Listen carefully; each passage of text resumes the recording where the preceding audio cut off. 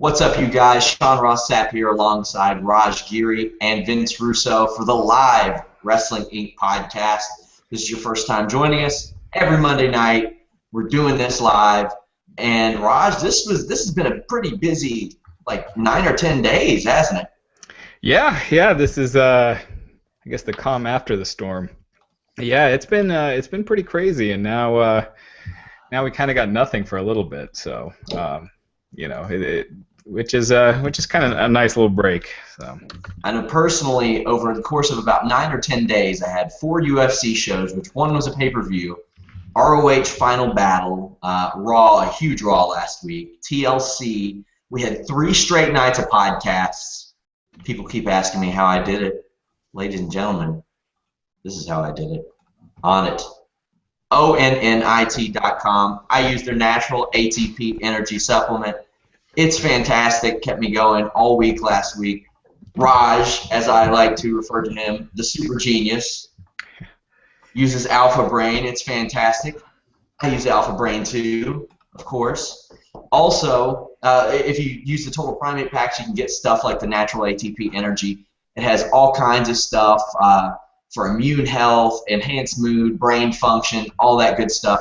Also, there's the Total T Plus, Total Strength Plus Performance that guys like Cesaro, Seth Rollins use. We saw Seth Rollins come back tonight. You know he's using that T Plus to get ready for his comeback. Can't wait for that. Guys like Stone Cold Steve Austin, Diamond Dallas Page, Triple H.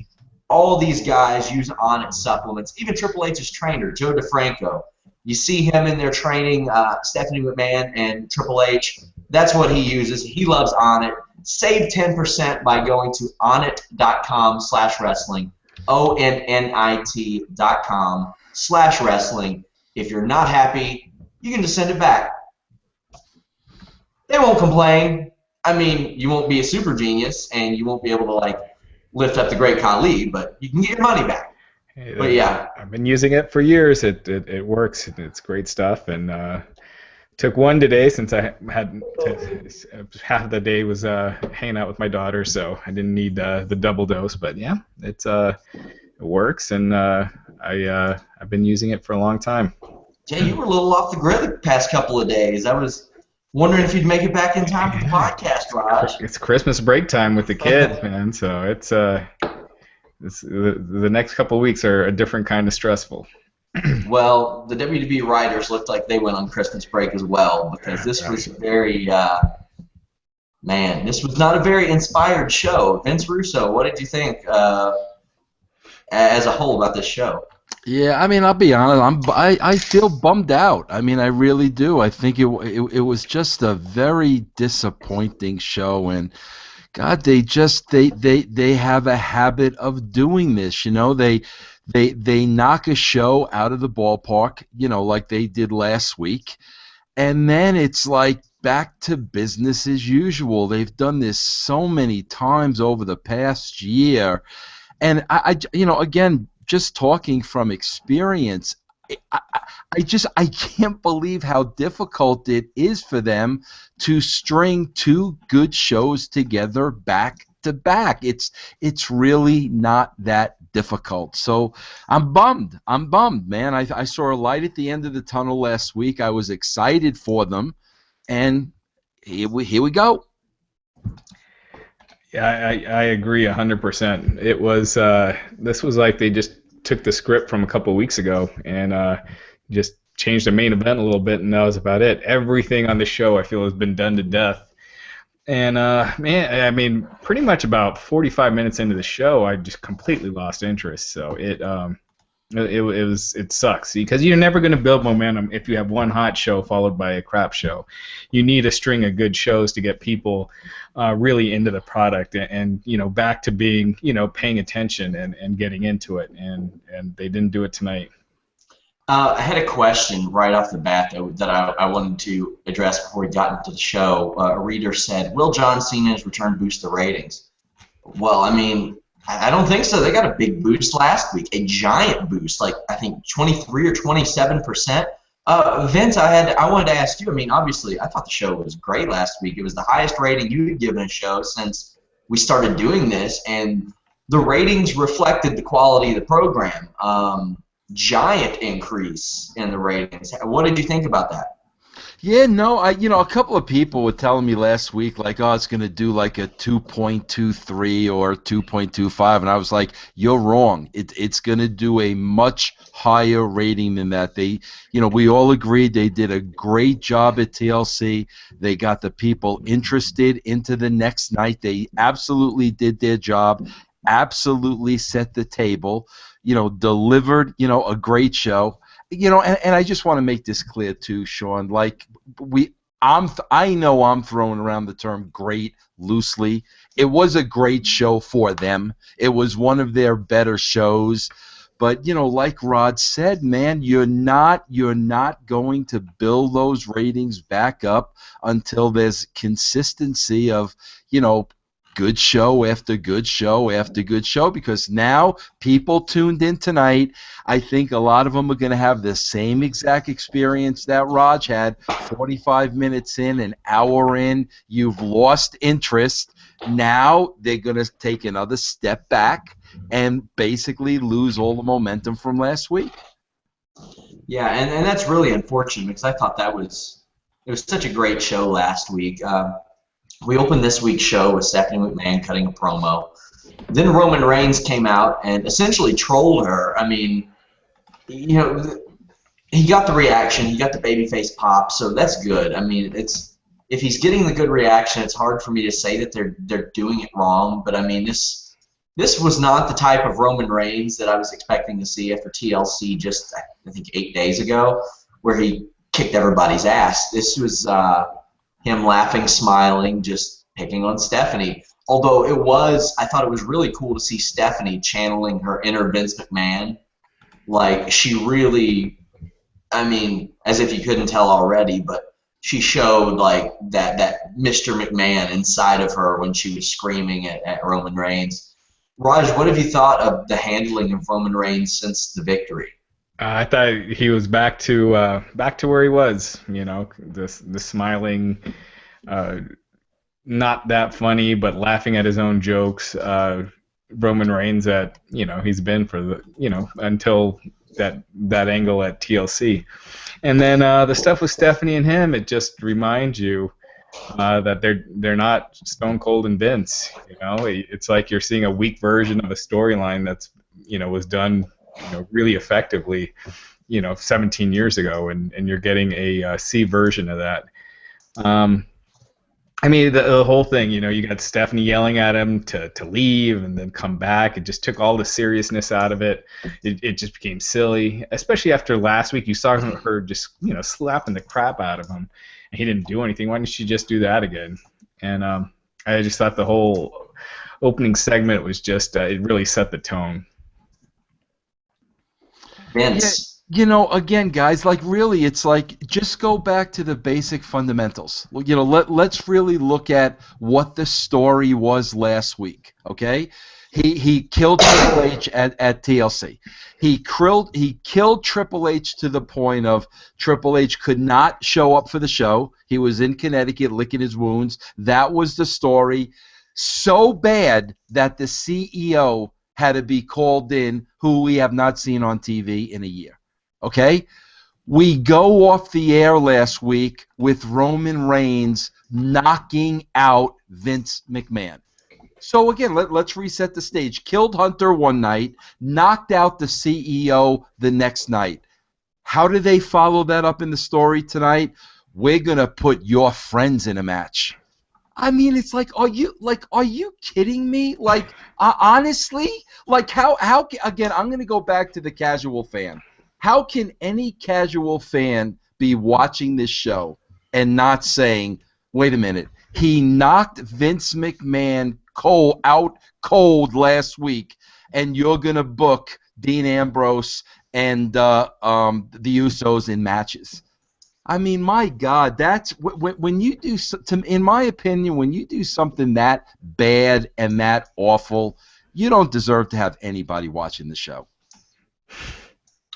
Yeah, so Stephanie booked New Day versus the Usos in a handicap match. Booked Dean Ambrose versus Sheamus in a cage match.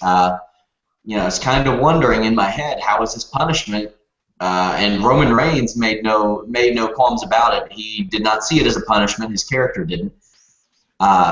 So we moved on. Can I just point out one other thing to you guys, because I want to see like if you can answer this. Like, listen, man, Vince McMahon is sitting in the back at the gorilla position. You know, the man who made professional wrestling hands down, the man who knows heat, the man who knows how to build a babyface, the man that knows how to build a heel. I got to ask the both of you a fundamental question. When Stephanie is cutting that kind of a promo, where is the heat? She's not generating any heat. Everybody is at home saying, shut the F up.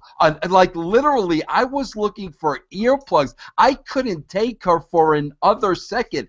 How is that a heel establishing heat, yelling and screaming like an idiot?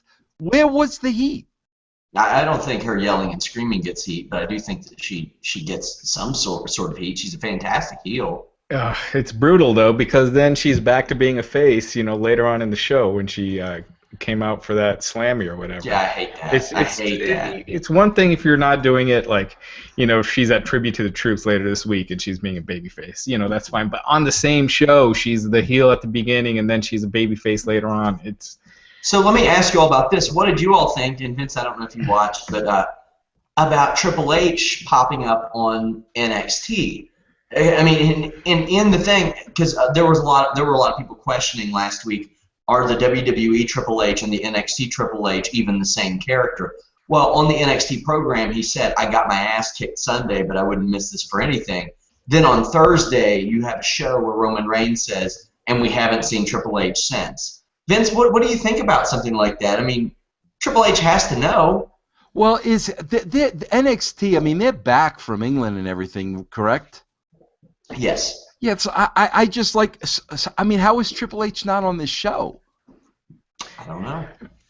It's like they're selling this beating. They're going to sell this for weeks, even though he was on NXT. Right. I mean, it made no sense that he came out. Just do it before the show starts. If you really need that applause and to brag about, this being your creation, and he's done a hell of a job with it. But man, you just, you got this angle that's got people talking. Here you are 3 days later, coming out without a mark on you, and you're doing the 100-pound, shoulder presses on Instagram. Man, sell something. Make people care. Make people get into the storyline. To his credit, it is that Onnit T Plus that lets him do that. Let's be real. Let's be real, you guys. It's not that unbelievable. All right. But yeah, but not a mark on him. He did the stretcher job and everything, and there he is. Yeah, I wondered how you all would feel about that. I thought that was super weird. It's lazy. Next up we had Neville winning the Breakout Superstar Slammy, and I want to ask you all this. Now, Vince, I know that they didn't do these when you were around there. At least this format of Slammy. We've heard writers in the past, and Chris Jericho in his book have stated explicitly that some of these are legit. It's hard for me to believe that these awards were legit. I think these are a little different than the polls that they run, like the Cyber Sunday or Taboo Tuesday, because they had these segments planned. I mean, there's no way that they didn't. I think it's the opposite. I think this really proved that it was legit. You could tell they thought Kevin Owens was going to win, and they wanted to do the Kevin Owens-Dolph Ziggler angle. And Neville won, and they just basically brushed him off and had him go to the back. It was literally brushed off as whatever Kevin, and then he left. Yeah, I mean, they made him look like a complete goof, and I think that's because they thought Owens was winning. And it didn't go his way, so they still went to that same angle, but they got rid of Neville. And I think the fact that Neville won and the Usos, it shows, I think, that the fan voting was probably legit, because what adults are voting for this poll? Who's, getting on the app and voting for any of these, the LOL moment of the year? I'm sure there's some, and I don't mean to be making fun of people that do, but I think you're going to be getting a lot more kids. And the kids are voting for Neville over Owens, and they're voting for the Usos over New Day. I think if it was a rigged voting, you wouldn't have had Rock and Ronda Rousey winning. You would have had, you would have had Kevin Owens win this. You would have had the New Day win the Tag Team of the Year. People that were there, at least, right? And at the show. Yeah. The notes I had for this segment was Neville's hair really sucked. I don't know why I left that in my notes, but his hair looked really weird. Kevin Owens interrupted him, got some heat, said it should have been him, and had a good line with Dolph Ziggler, who presented and said the only Slammy he would win if there was a Has-Been of the Year award.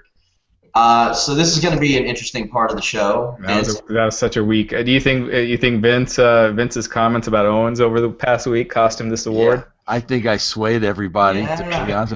But again, I want to talk about that. Your whole Nuclear Heat was dedicated. It was a supersized edition.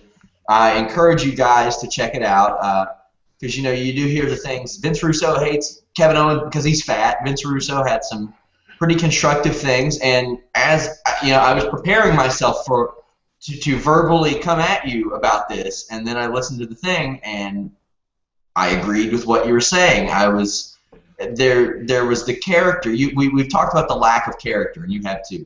And in my mind, I've always said, why isn't he that indie guy who refuses to go back? Because he cares about his family so damn much. And as you know, we hear stories of people lifting cars off of the ground to save family members and things like that. Your family can make you do superhuman things. Like, if something was happening to your family and they were put in physical harm, you would do amazing things to help them. To Kevin Owens, it's like every single person he is in the ring with should be putting his family in physical harm. That's why he does it. He will not go back to the indie circuit. You brought that back up. You brought that up on your Nuclear Heat show. You said that should be his character. Like I said, I was ready to come at you about it, and I agree with that. He needs a motivation in his character. Yeah, I think a lot of the people criticizing should take a listen first because I agree there was a lot of good points. I think. Well, you know what it is, guys. Again, let's look at. Here's the thing, man. You gotta look at last week, and you gotta look at tonight. It's almost like they're putting the 5-star match before the character. That's ass backwards. Pardon my French. We saw last week he was pissed off he lost the Intercontinental title. He came out and he laid out, I think it was Ambrose. Was it Ambrose and Ziggler last week? He laid them both out. And remember, on this very show, I said to you guys, bro, if that's going to be the Kevin Owens character, I can dig that. Remember I said that? So what do they do tonight? They have him have a 5-star match that goes through commercial. False finishes that were absolutely ridiculous. Oh, hold on. I want to bring up that on SmackDown, they had a great angle as well. I'm not sure if you all watch SmackDown. A great angle on SmackDown where the show goes off the air with Kevin Owens super kicking Ziggler. Dean Ambrose helps Ziggler up. Ziggler super kicks Dean Ambrose, and you're sitting there wondering what's going through Dolph Ziggler's head as the show goes off the air. Really good angle. And then tonight, there's no mention of that at all. That's unbelievable. I didn't even know that, Sean. That in itself. Fantastic. Yeah, but now, okay, listen. They're obviously doing nothing with Dolph. Obviously, we've seen the same match and the same comeback for weeks now. After doing that with Owens last week on Raw, he should have came out tonight and had a decisive win against Dolph Ziggler. Now he's at a different level. He's pissed off. They were hitting on it that he's making less money because he's not a champion. They hit on it, but they decide to have a 5-star match with 10 false finishes rather than get Owens over strong. People should not be complaining about what I'm saying. They should be complaining about the creative that is being written for Kevin Owens because it is not helping him. And I feel like with Ziggler and Owens, I just feel like I've seen this match in the first hour of Raw, 20 times already this year. It just feels so redundant when they came to the ring. I was just like, man, not again. And the problem with WWE feuds nowadays is they do the match first, then they'll throw in a couple distraction finishes, but then they wrestle over and over and over ad nauseum. That you're like, why should I care about this feud at all? There's no real storyline. It's just it's just match after match, and sucker punching the guy after the match, and that's about it. And that's what this feud has been. And the crowd was quiet. No one cared about this match. I think Kevin Owens can be something special. You give him that motivation. And Vince, as you said, it's not hard to do. He's just a guy who is sick and tired, he's paid his dues, and he's ready to make money for his family. And at the expense of anybody, anything, he has no moral compass. His moral compass tilts only towards his family. That's it. He doesn't care if you're a face. He doesn't care if you're a heel. He wants to make his money. That's kind of one of the reasons why I always thought money should be a motivating factor in the storylines. Like in the UFC or boxing, you have your show bonus, you have your win bonus. You don't make half that money if you don't win. He wants to make that other half of that money. Whether it's on Raw, Superstar, it doesn't matter. He will do what it takes to win. I think Kevin Owens, and he showed that with the matches with John Cena, he came in and hung with John Cena, and they had great matches. That Kevin Owens, man, that's something special. But they have to be willing to go all in on him. He had this excellent match with Dolph Ziggler. He won. But, I mean, what direction are they going? I think they're going to do a triple threat with them and Ambrose probably at the Rumble. That's what it looks like, at least by the angles they've been doing. Why?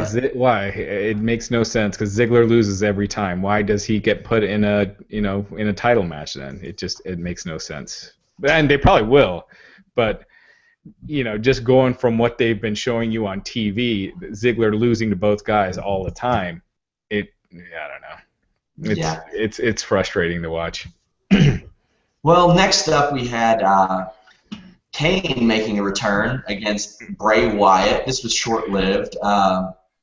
The Wyatt family interfered, which caused the Dudley Boys and Tommy Dreamer to interfere. So now instead of Team ECW versus the Wyatts, we have, I think it's Team WWF 2002 against the Wyatt family. Wyatts kicked their asses. Seen this one too many times. They just changed Kane out. That's really it.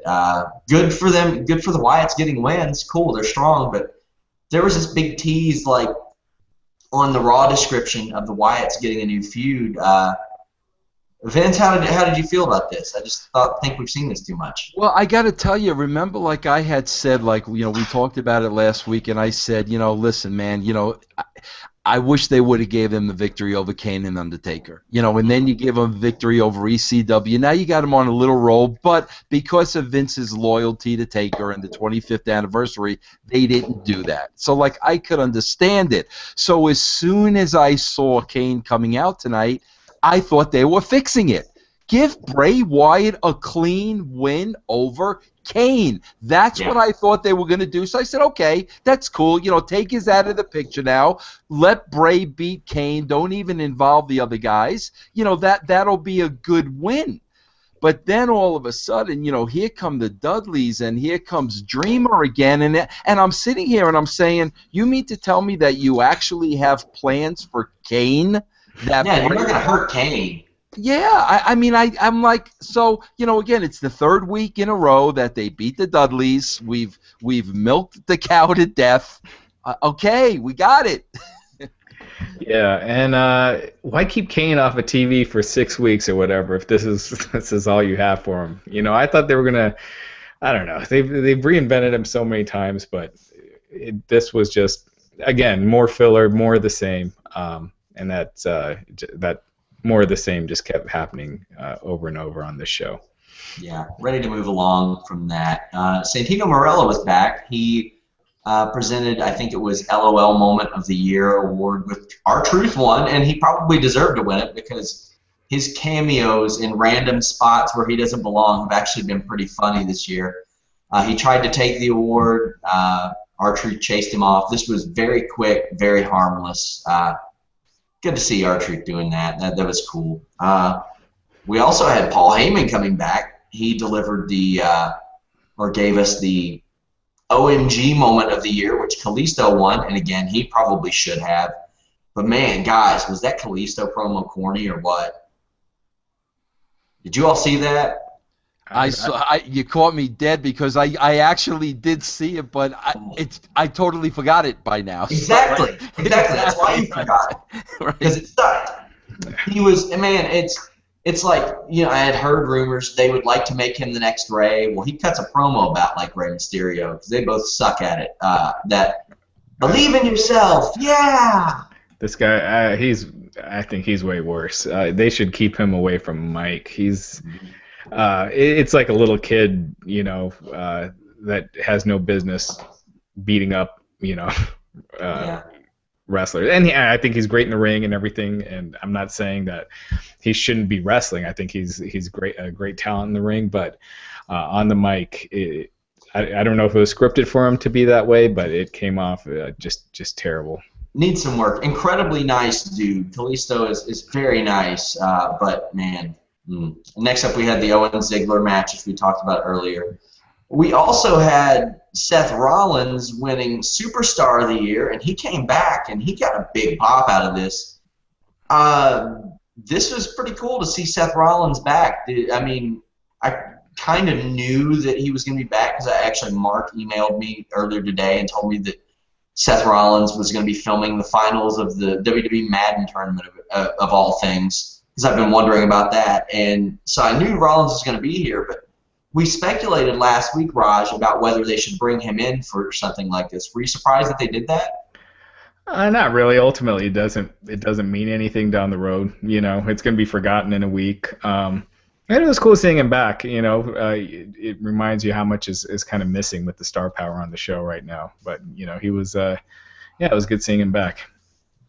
Vince, were you surprised at all seeing him? Yeah, no, I definitely agree with that, because a lot of people too. I was on Twitter and they were saying, they shouldn't have brought him back. He should have got a big pop after the injury, blah blah blah. But he's still a ways away from working again. I agree with Raj. I mean, it's going to be forgotten that he made this little appearance. I was glad to see him. So I mean, I think it was good that they put him on the show. Yeah, I liked seeing him back. There were actually a lot of returns tonight. There was Kane, Nikki Bella, Paul Heyman, Seth Rollins, Santino, people like that. No, like, really giant names, Seth Rollins, but that was really it. But they had this super, like, I don't want to say cold because they've kind of been feuding with this Alberto Del Rio swagger match. This, make no mistake, was to set Del Rio up for next week. John Cena's coming back. They announced it. They advertised it. Good on the WWE for saying John Cena's coming back next week, because everybody knows he is. Good for WWE saying next week, United States title match, Del Rio, John Cena. Then they put Del Rio over Swagger. Then the League of Nations kicked Jack Swagger's ass afterwards, which was the team of the night.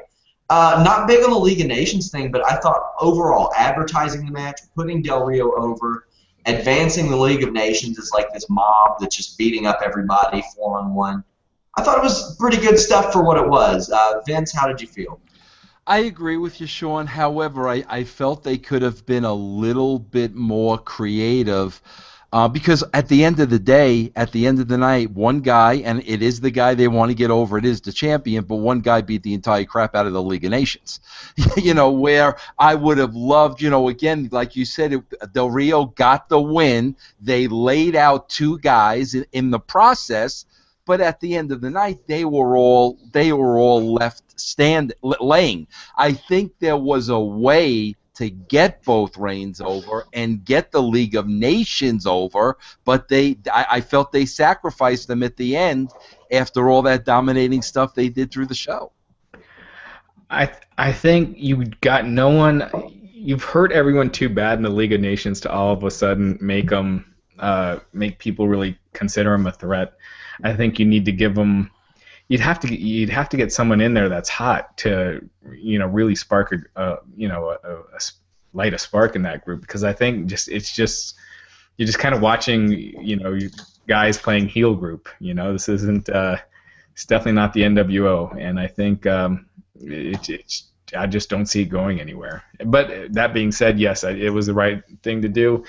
I don't mind never seeing a Del Rio Jack Swagger match again, but you know, you need to give him a win for Cena, and yeah, I mean, a lot of this show felt like it was just a holding pattern to you know, wait for Cena and then Lesnar coming back the week after that. So. Yeah, and it puts a bow on the Swagger Del Rio thing, so Yeah. I was fine with it. It was harmless too, I guess. We had Mark Henry presenting the Hero in All of Us Slammy Award, which John Cena won. I thought Mark Henry, because the crowd was wondering if they would see John Cena. I thought Mark Henry handled that very well. When Mark Henry wants to be liked and he's on the microphone, it's really hard to dislike him because he seems like a genuinely caring and nice guy. So he handled this well. WWE obviously does a lot of charity. This is what this one was about. I gotta say this though, you know, and Raj made an interesting point before about, you know, Raj thinking that you know, these awards were a shoot. I'm sitting here and I honestly don't know. I know back in the day when there were hotlines and whatnot and money was involved, like you had to pay 50 cents a call to vote. I know when money was involved, everything had to be legit. You know, but when it's free and you just, you know, it doesn't have to be. Quite honestly, I don't know if it was all a shoot or some will work, some was a shoot, but I got to tell you guys something. If I'm a fan sitting in that crowd at Minnesota and Sting wins an award and Cena wins an award and Lesnar wins an award and none of them are there to accept, I think that's pretty crappy if you ask me. I mean, especially, I could not believe. This kind of shows you, honestly, how unimportant the Slammys really have become.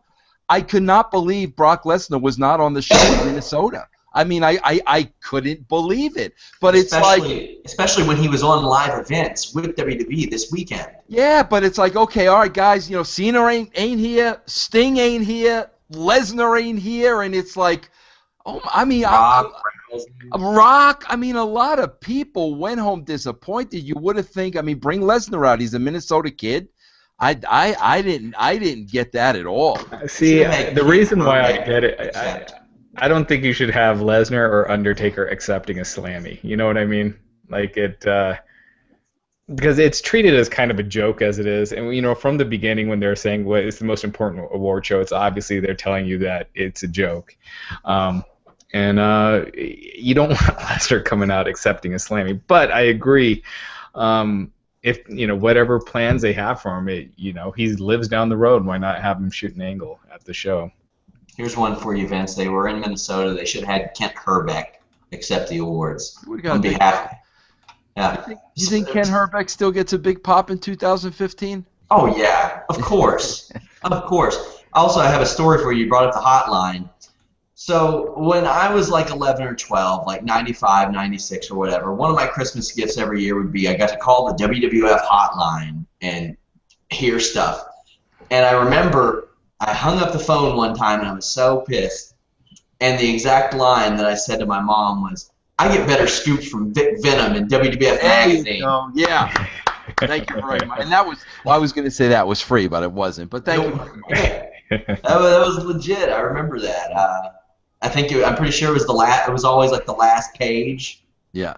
If I'm remembering right? Yeah. Yep. Yeah, good stuff back then. I mean, what happened to you, Vince? Gosh. God knows. Who knows, man? Look at this mess. Anyway, we had Bo Dallas come out, and he's dressed as Santa Claus, and he's kind of a funny dude, but he talked about Santa Claus being fat and smelly, and I mean, Bo Dallas is getting there, guys. We've mentioned it. He's gained a ton of weight over the past year, but his Slammy to present was Superstar or Surprise Return of the Year. Sting won, wasn't there. Womp, womp, womp. Yeah, I think Sting is one guy you could have done, like, at least do some of these by satellite. I'm sure Sting would have done it, you know? And it would have been something at least newsworthy on this show. At least Sting making his first appearance since his injury and cutting a little promo. And he doesn't even have to say anything much, but, you know, just, you know, thanking fans or whatever. But and I got to tell you, I mean, the New Day buried Sting.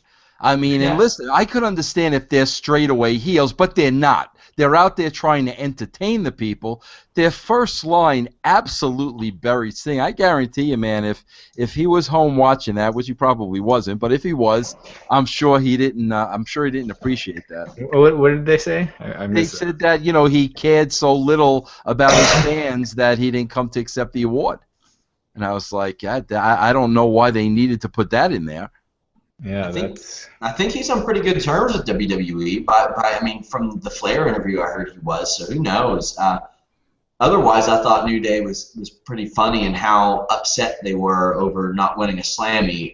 What I wasn't entertained by was the Usos. It's hard for me to ever to advocate two guys beating three guys, especially when all three are the tag team champions. Maybe this will lead to something else, but I doubt it. Lucha Dragons have a title shot tomorrow. Also, Lucha Dragons beat New Day last week on SmackDown. I don't like the champs or chumps mentality. I think that the champions should be protected, and New Day hasn't been lately at all. No, but it seems like you should be built. Well, I don't know. They've been building to Usos and New Day forever, and this is just how they do it. Everyone keeps trading wins until you have a title match. And, I'd like to see more storylines with these feuds, but it's just kind of same old, same old. I just thought I kept thinking again, just going back to the Attitude Era. If these guys were really heels, they would have gave the Star Wars spoilers. We would have done it. I mean, there's no doubt in my mind. Back in '99 or 2000, we definitely would have done it. And I mean, but again, they're not. I don't even know why we're trying to get these guys over as heels. It's ridiculous. Everything they do, they're not heels. Well, yeah, I wish they would have given the spoilers away too. I've never watched a Star Wars movie. I'm sure I'll get just hammered for that one. But next up, R-Truth was out to present Diva of the Year. Paige won, but wait, no, she didn't. They pulled the Steve Harvey Miss Universe. Raj, you predicted this last night on the Wrestling Inc. account. Nikki Bella won. She returned. You saw this coming from, I want to say a mile away, but about 24 hours away. Yeah, I saw that coming. But man, Nikki Bella, she was dressed for the Attitude Era.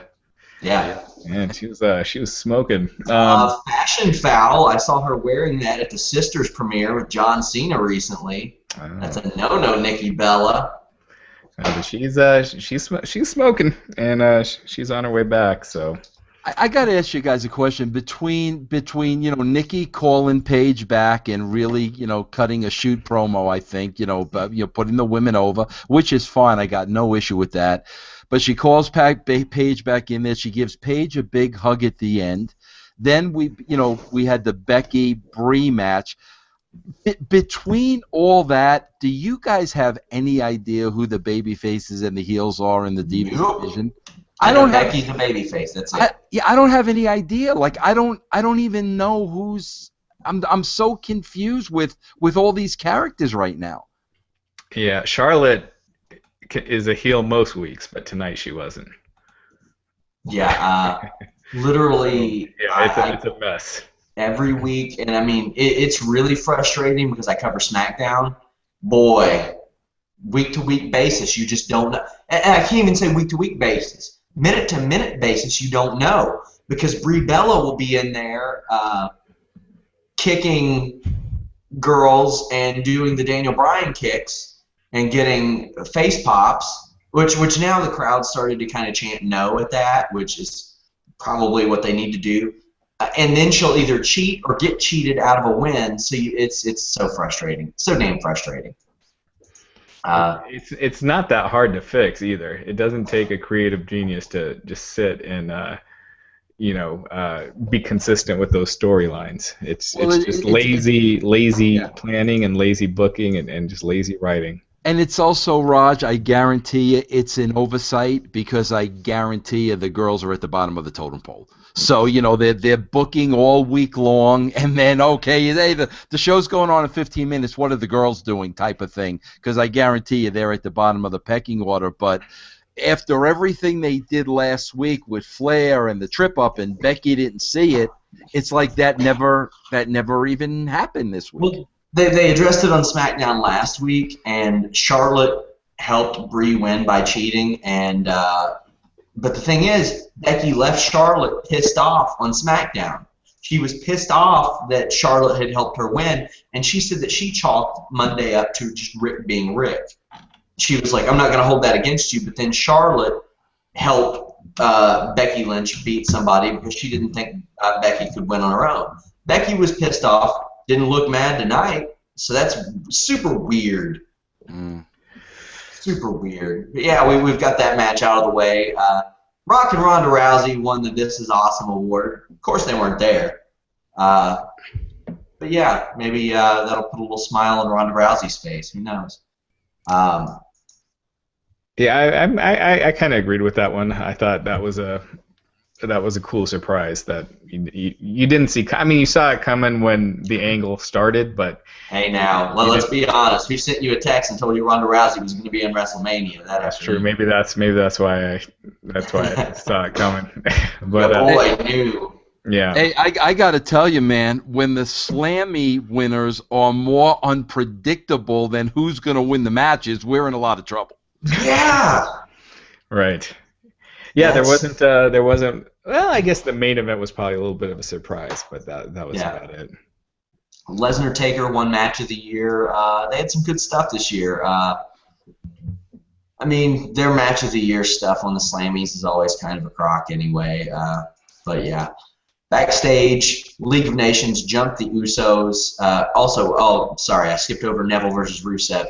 Rusev beat Neville. The entire League of Nations is out there for all the matches that they do, which I kind of like. Kind of like that. They act like cheerleaders. Like, legitimately, they're out there clapping and everything for their guys. And The Miz was there to talk about Neville keeping their thing going. Rusev won. Good. Probably should have. Not going to hurt Neville, but it will help Rusev. So, yeah, good. I was just really hoping they would rehabilitate Rusev. Here's the thing. Saturday, Rusev interfered in the Del Rio-Lesnar match. Once upon a time, we've talked about it. Once upon a time, Rusev versus Brock Lesnar was a big money match. Now Rusev is just a guy that gets F5'd after a run-in. Vince, I bet you're happy about that. Yeah, no, and another thing too. I mean, you guys probably know more about this than me because I really don't. I really don't stay on the news sites all week long. Is Lana, like, is she just back out of the picture now? I forgot about her.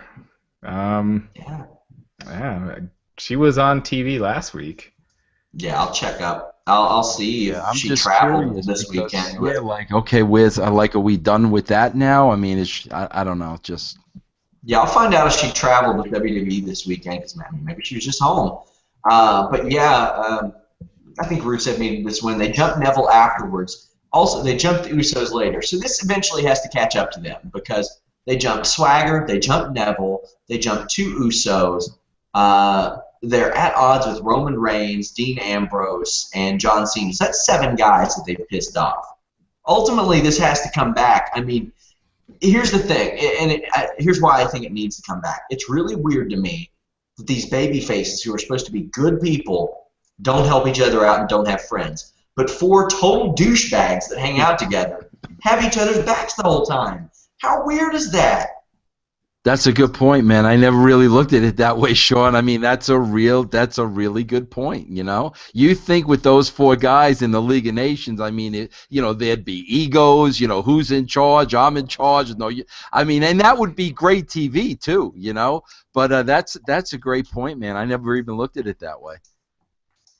Well, I think that John Cena's gimmick, low-key, is that he's actually been a scumbag this whole time, because he never helps anybody. If you ever pay attention to that, he never helped Zack Ryder when Zack Ryder was getting his ass kicked. He never helps anybody that ever helps him. So maybe when the heel turn comes, he'll just reveal that he's been a scumbag all along. Hopefully that's the way that goes. And there's no heel turn coming. Yeah. Yeah. I hold out hope that maybe it'll happen in his mid-40s like Hogan. Like that last breath, maybe. Anyway, main event time, cage match, Dean Ambrose versus Sheamus. Thought this match was fine. The crowd didn't think so at first. Got some "this is boring" chants, things like that. League of Nations tried to get involved. Roman Reigns prevented it. Ambrose scampered out, and then Sheamus got speared. Raj, your feelings on the main event? This was one of those cases where I thought if you are building Sheamus, you probably should have him win, since he just lost the title last week, and I'm guessing the Royal Rumble match will be Roman Reigns and Sheamus. So if that's the way you're going, Sheamus probably should have won, but it's pretty. I think this is the first time ever that fans chanted "This is boring" in a match with Dean Ambrose, and again, I'm going to put that more on Sheamus. So, it was pretty nothing main event. I don't know. I think Dean Ambrose needs a bit of a makeover. I think he needs to work. Creative needs to come up with where his character is. He's not helping one week, and the next week they're best buds, and they just need to figure something out for him because he's just shuffling around, not really doing anything. They have a weird Sting Lex Luger dynamic where you think they're going to turn, you don't know. Only it's not interesting. That's the main difference. Right. Vince, the main event, and also did you see Stephanie beat the hell out of Tom Phillips backstage?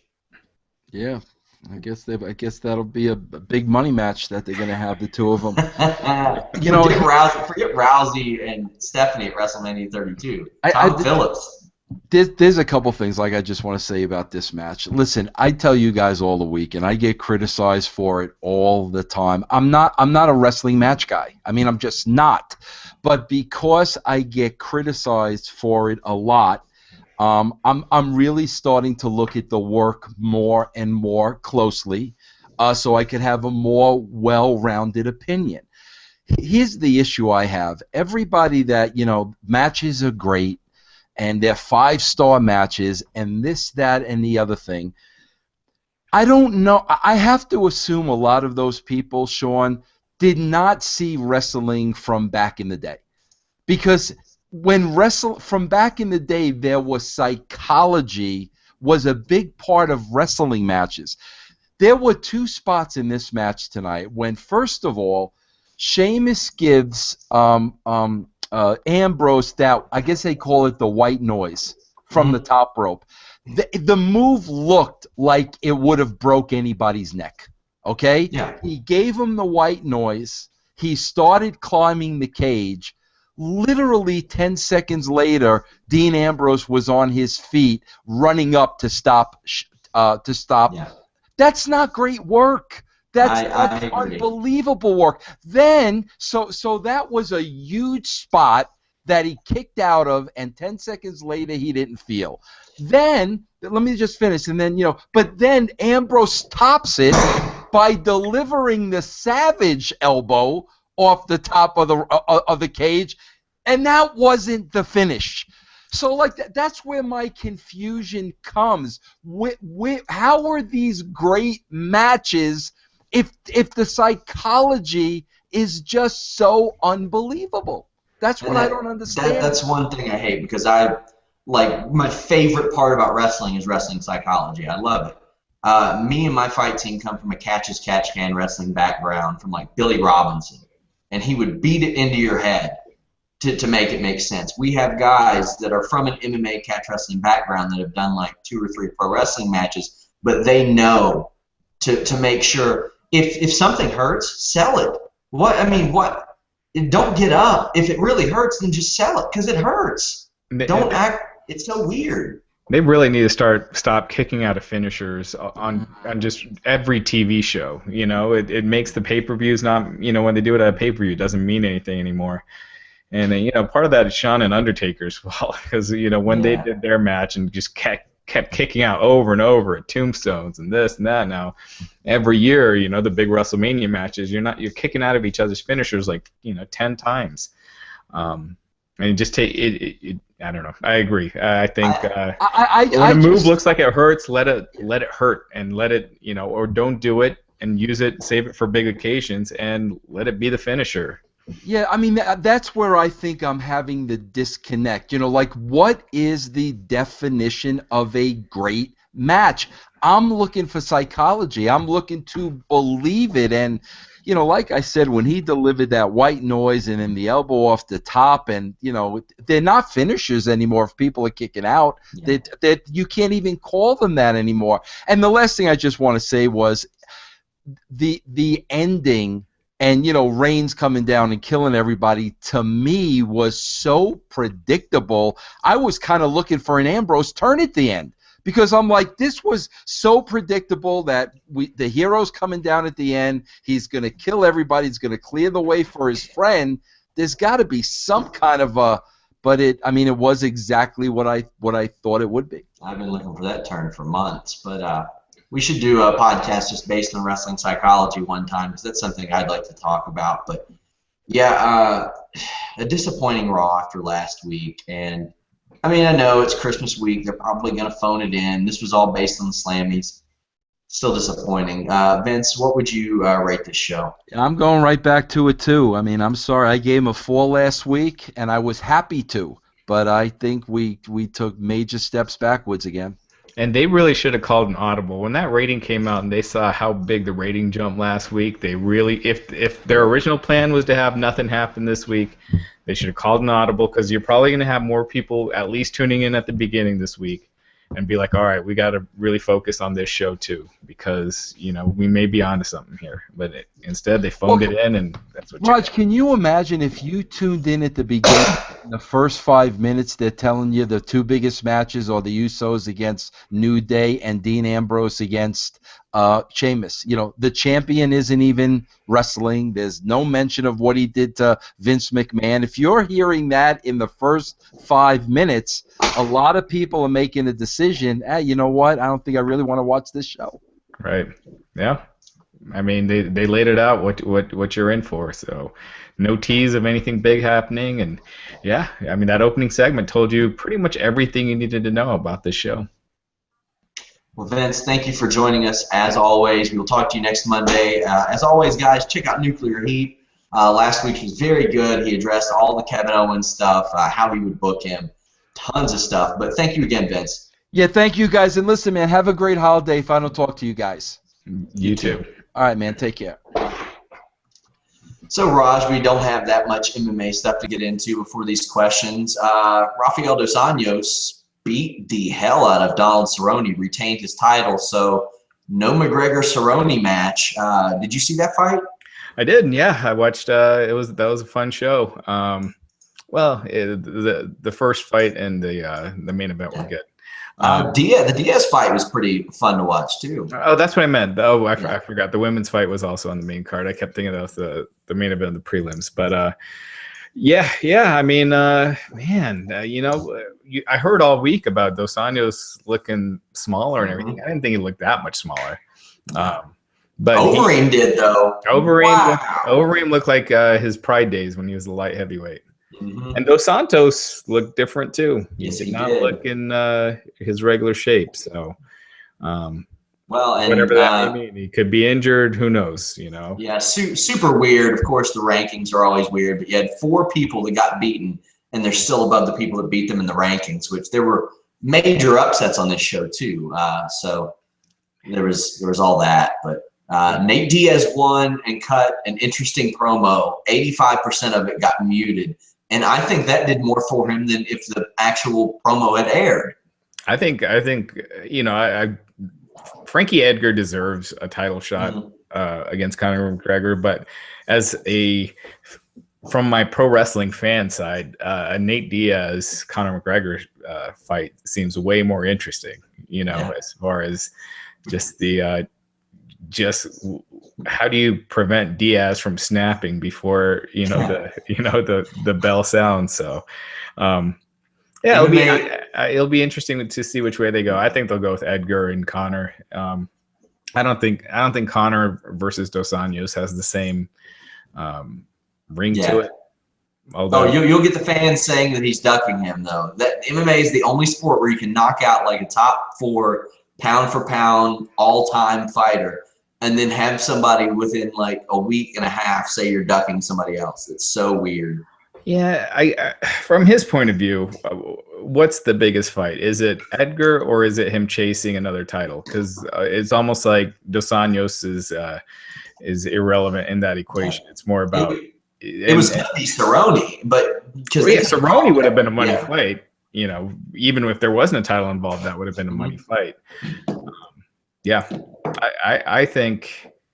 I don't know. I think Dos Anjos has a really good shot of beating Connor. And you know, if you looking at if they lose, you know, and Connor's their big cash cow. If he loses to Dos Anjos, I think it hurts, you know, the featherweight division. It hurts it hurts his drawing power. If he loses to Edgar, there's still a lot of options. You know what I mean? Like he also beat Aldo, so you could go back to Aldo. There's a lot of stuff you can do, and I just think it's better if he were to lose to Edgar than to Dos Anjos. Yeah, I agree. Plus, he's always going to be a draw, just like Chael Sonnen was after he lost. But no pay-per-views until the first week of January now. No WWE, no anything. But that first week we have UFC and New Japan, which I'll be covering. Thank God for that Shroom Tech from On It, because I will be up at, I think, 3 in the morning again for Wrestle Kingdom 10. So, yeah, guys, be looking for that. Also, I've got an interview with Carl Anderson coming up soon talking about that. But let's get into some questions. Who gets the women's title shot at the Royal Rumble? Becky with the story they're doing and trying to build a new star, or Nikki due to her Diva of the Year win, top merch seller, or Total Divas coming back next month? I hear Nikki's booked against Charlotte at the live events at maybe in India. Is that where they're going soon? Yeah, I think that's in February though, right? Okay, well there you go. Or no. I think you're right. I think it's half January. I'm forgetting if it's January. I'll check it out. Yeah. My guess would be Becky. I just don't see how long they drag this storyline out. And Royal Rumble is what, 5 weeks away now? Yeah. So that seems about the right amount of time to pull the trigger and go with that match. Yeah, I would think it would have to be Becky. I mean, she's been the central part of the storyline lately. So, yeah, I would imagine her. Man, it's crazy. I'm looking through. WWE has so many live events. This schedule is just absurd. Yeah. Could you imagine? But yeah, the India, they have an India show January 15th. Okay. So yeah, I'm gonna say it's probably gonna be Becky. Let's see, what else do we have? I had one asking us on Twitter the other day, what are we doing next week? Are we gonna fight on the air, Raj? Broncos versus Bengals, Monday Night Football. I know. And you all have to win. They have to win to get a bye. Yeah. Well, it's I don't know, man. We haven't been showing up in the second half, so. Wonder which scrub quarterback's going to do it, A.J. McCarron or Brock Osweiler. Yeah, or Peyton Manning. He's back to practicing. So I'd almost prefer. Man, bring him in the second half. I have this theory that he's been like spiking their drinks at halftime and like, you know, putting like Ambien or something, because they cannot score in the second half when they're on fire in the first half. So well, luckily the Bengals still have the greatest TNA World Tag Team Champion of all time, Pac-Man Jones, there to ruin everything that Peyton Manning dreams of. Right. Yeah. So yeah, we'll have to see about next week. Somebody said, "What do you think of the big spot and big move pacing in the main event tonight?" Well, Russo kind of addressed that. Yeah, man, I'm big on wrestling psychology. I mean, you know, I think that in pay-per-view matches, it's okay to abandon a little bit of that because, you know, you have your Kobe Bryants, you have, as a Kentucky basketball fan, the Harrison twins. You just have people that are clutch. And if you are in the fight of your life, you might kick out of a finish. You may eat a punch and no-sell it and hit somebody right back. I mean, that might happen, but yeah, I think. And who am I to tell somebody about psychology? But we did just have a former WCW champion on here talking psychology. World Heavyweight Champion, yeah. But I think Yeah, when a good match is just guys kicking out of each other's finishers over and over, then there's a disconnect with me. When you build a couple of cool false finishes, like what they did with Sheamus and Roman Reigns last week, I thought that was fantastic the way they did that match. But when you're just doing it on a this match is not going to be remembered in 2 weeks, so.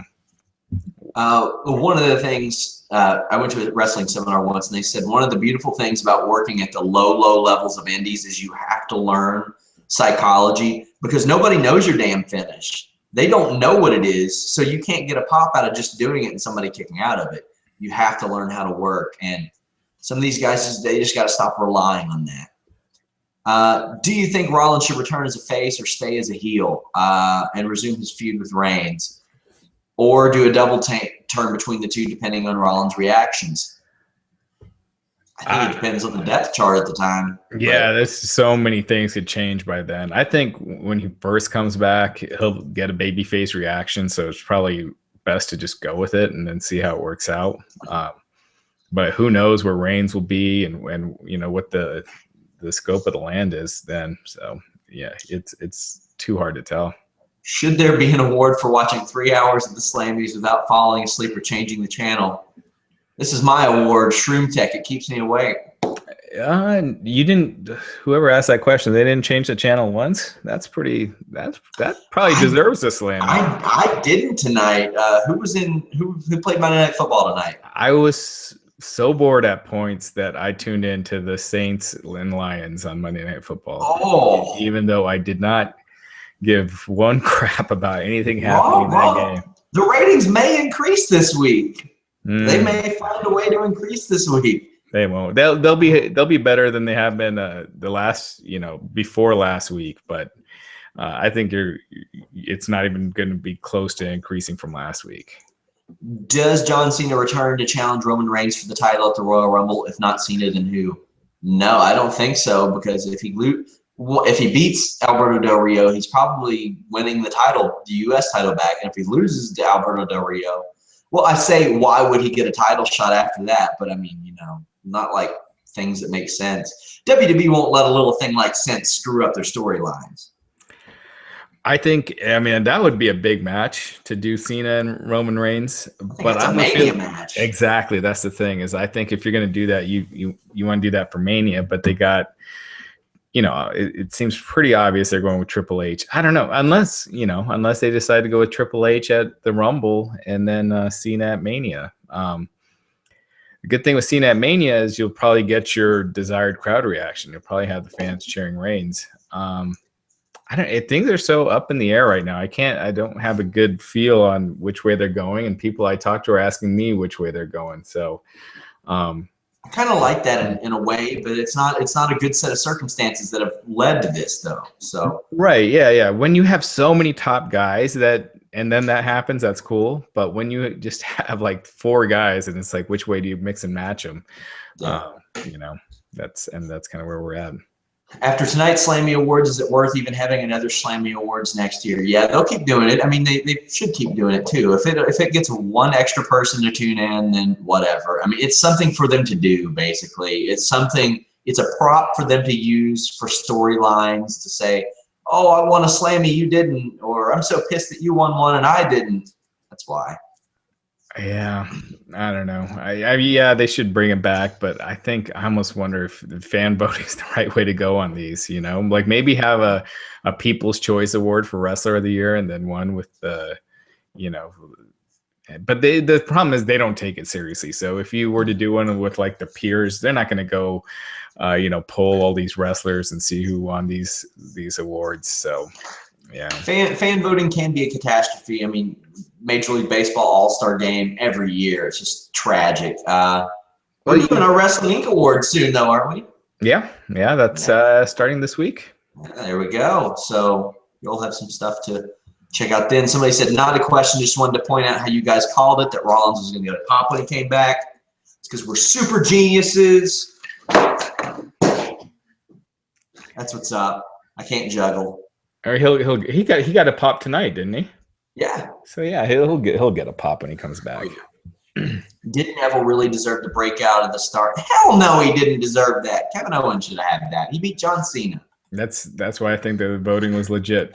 Yeah, I think you're just getting a lot of kids voting in these awards, and it, you know, if you were to predict what kids will vote for, you know, in all these, that's pretty much what won. So, who do you see getting the title shot at the Rumble? I feel like Sheamus lost all of his heat by losing to Ambrose tonight. I feel like Sheamus lost all of his heat by existing.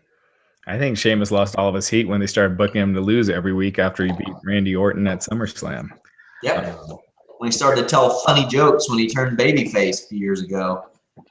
Yeah. So it's I don't know. It's not a match I want to see, but with the Royal Rumble, the big draw is always the Rumble. I mean, they usually don't do big world title matches. But, you know, that being said, they did do Lesnar and Cena and Rollins last year. My guess would be it's going to be Reigns and Sheamus. But, man, if they did something else, I'd be all for it. It'd be a lot more interesting. Was last week's Raw a hoax? Sure seems that way. Yeah.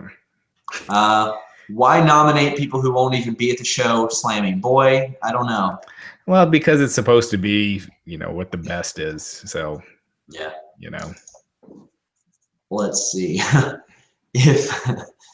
if Vince had sang "Stand Back" at tonight's Slammys, who would have played what instruments in his backing band? Wow, that's a pretty good question. Well, we know who the trombone player would be. We got trombone. Heath Slater on guitar, obviously, the one-man Southern rock band. Yeah, I don't know any of the music skills of any of the wrestlers. Christian on the kazoo, without a doubt. So we've got those. I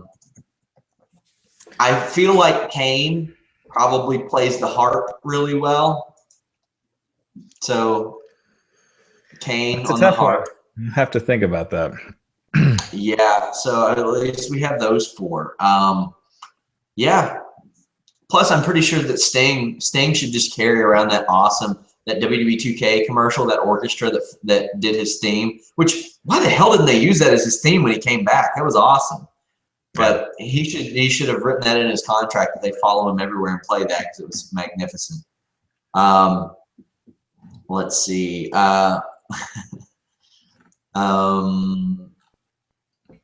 Will John Cena's return boost the ratings? I'd have to see what the ratings will be this week, but I don't know that they'll be much higher than they were last week because last week's were really good. You might see a little bounce, but yeah, it won't be like last week. Yeah. Unless they you know, do another packed show and have Vince and Triple H or something.